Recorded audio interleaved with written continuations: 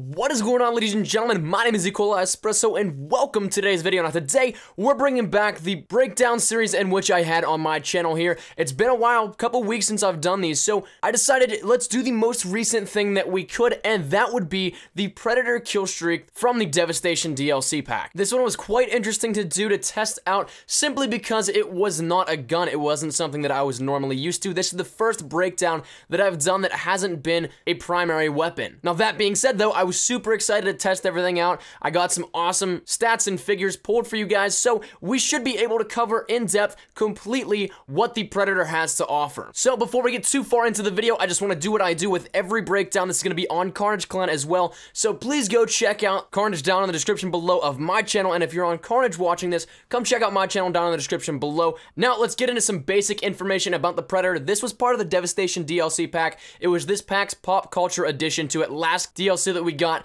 it was the Mike Myers skin to the Maniac that you got through the field orders on Fog, so this time it was something more fitting to the map Ruins, recreating the Predator colony. Now, how do you get him? Well, it's a field order kill streak, as was the Mike Myers in Fog, so you have to complete the task in the field order briefcase that you get upon killing an enemy. Now, the game code works so that it's usually one of the first field orders dropped in a care package, usually the first or second, although I have seen it on rare cases later than that, and it's usually before the volcano bomb as well. Now, when you get this field order, you'll see that your helicopter drops a Maniac crate, and once you get that, you'll have instant access to the Predator. Now, there are some very cool features about the Predator, so I'll name them off some of the various abilities. You get cloaking, a shoulder cannon, claw and knives, increased health, increased speed, and a KEM when dying. So that's all very cool. That's all a lot of perks and a lot of reason to go fighting for the Predator once it's called in. But now let's get into the specifics. It's not a real breakdown unless we do that. So let's start out with the health.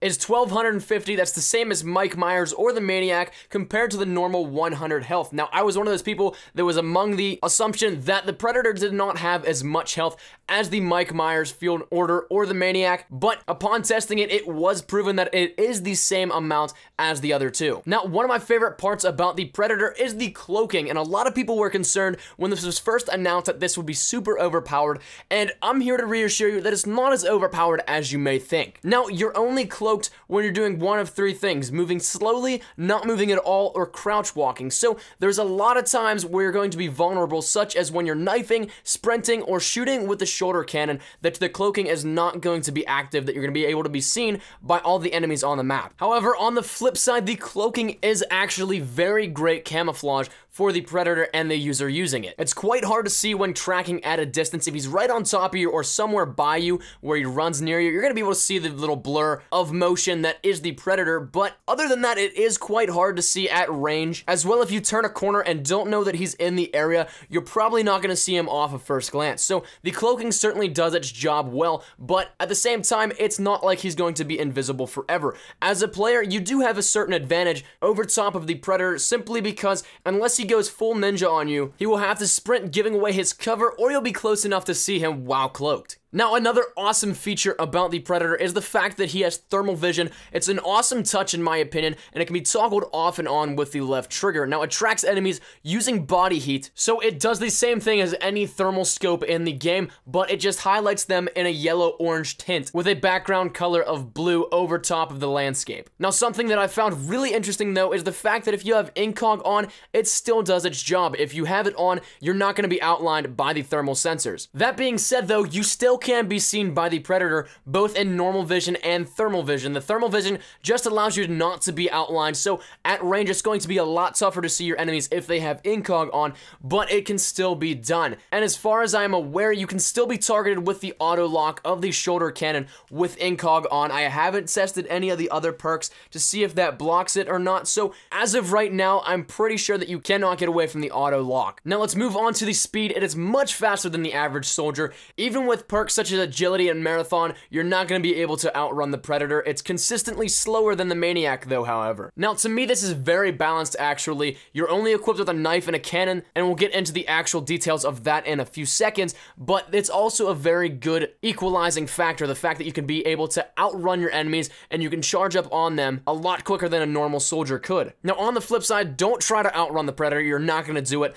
Unload your weapon into him. Depending on the gun, it takes about a clip and a half if you're accurate and if you can track him. Now, moving over into what the Predator has in terms of killing abilities, it has a standard knife which has the normal properties of the knifing range. That knifing range is consistent with everything from the Predator, the Maniac, and a normal soldier. Now, what you need to keep in mind though when we're talking about the knifing range is the fact that it's consistent with the broken knife lunging and knifing code. A lot of the times you'll see players in multiplayer just totally 360 you with the auto aim that the knife has, and that's the same thing with the Predator, the Maniac, Mike Myers, and a normal soldier. That entire code is consistent throughout the game. So the knifing range may not seem like a lot, but at the same point in time, if you get the right steps and the right angle, you're going to be able to get a huge non-fair advantage over your enemies with the knifing animation. Now, next up, we have the shoulder cannon. It is extremely powerful and has a lock-on range of about 15 to 20 meters, give or take here and there. Now, I really hate pulling numbers from other commentators and other similar series, but the one thing that caught my attention and totally blew my mind was the fact that Drifter did a nice test on this,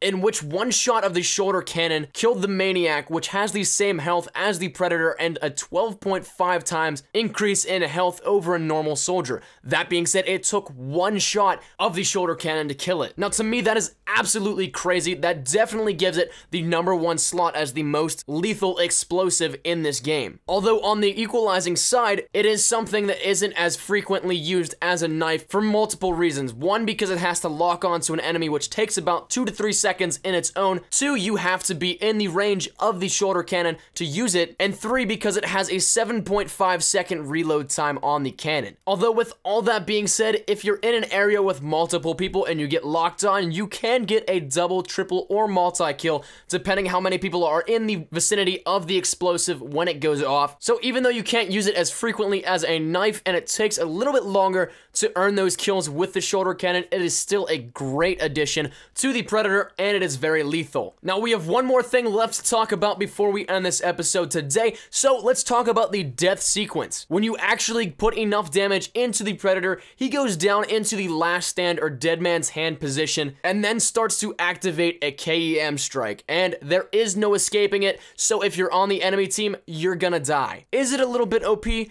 In my personal opinion, a little bit, but then again, I can't really say that getting a care package chem strike on strike zone is any better, so you can be the judge of that, but you cannot kill him before the chem goes off. It's something I see a lot, is a lot of people are trying to frantically shoot the Predator before he blows up the chem strike in last stand, so there is no escaping it if he does activate that chem. The only way in which the Predator does not drop a chem is if he jumps off the side of the map as the Predator, which, interestingly enough, you'll trap the field orders out there as well when jumping off, so I'm not entirely sure if the field orders respawn in a certain point in time later, but if not, then the field orders are completely trapped out there. So my overall thoughts is the fact that I love this field order kill streak. It's an awesome piece of pop culture to add into the game, and it fits the map's decor perfectly. It's definitely something that I go for when I get on the map Ruins. It's a lot of fun to use, and I love to play around with it, though I do hope that whenever I'm in game and somebody gets it, that it is my team so that I do not get chemmed.